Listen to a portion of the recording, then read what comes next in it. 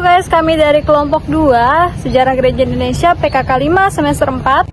Kami akan membahas tentang sejarah gereja Santa Cecilia. Selamat menyaksikan. Di tengah hiruk-pikuk jalur protokol Jenderal Ahmad Yani, berdiri sebuah bangunan yang bukan sekadar struktur beton, melainkan simbol perjalanan iman yang panjang. Inilah paroki Santa Cecilia, sebuah oasis spiritual bagi umat Katolik di Pontianak Tenggara dan sekitarnya. Namun, tahukah Anda bagaimana gereja ini bermula?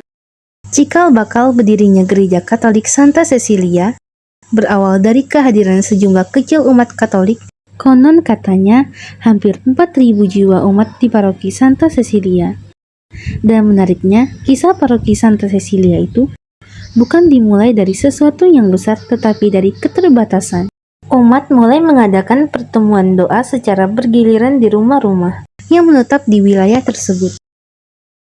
Mereka merindukan kehidupan iman yang lebih terarah serta terorganisir.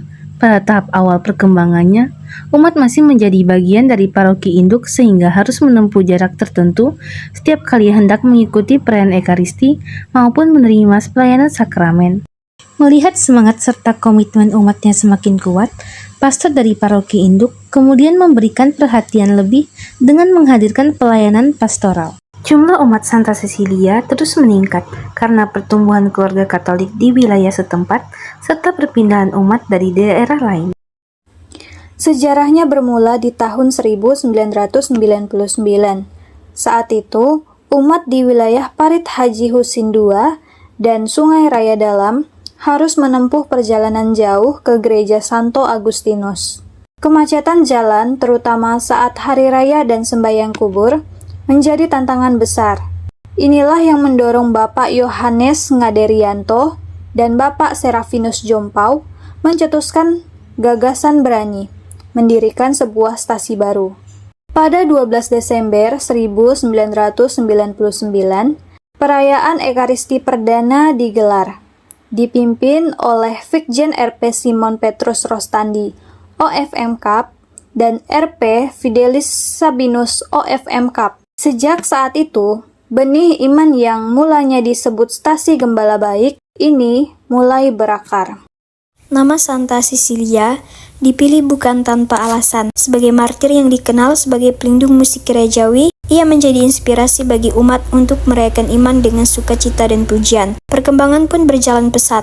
Melalui surat penetapan tanggal 5 Maret tahun 2000, struktur pengurus Dewan Stasi mulai terbentuk dari tahun ke tahun. Pelayanan pastoral yang tadinya berpusat di Katedral Santo Yosef kini mulai mandiri hingga pada puncaknya. Melalui proses kanonik yang ketat, stasi ini ditetapkan menjadi paroki mandiri. Kini di tahun 2026, paroki Santa Cecilia telah tumbuh luar biasa.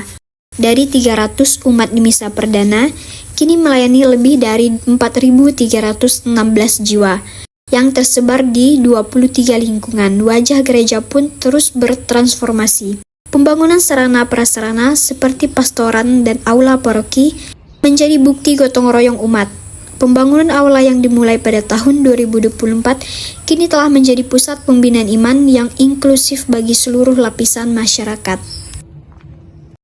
Gereja Santa Cecilia adalah bukti bahwa iman yang hidup akan selalu membuahkan kebersamaan, menjadi saksi Kristus di tengah modernitas Pontianak. Mari terus melangkah, bernyanyi bagi Tuhan dengan hati, dan melayani sesama dengan kasih. Inilah penjelasan sejarah Gereja Katolik Santa Cecilia Pontianak.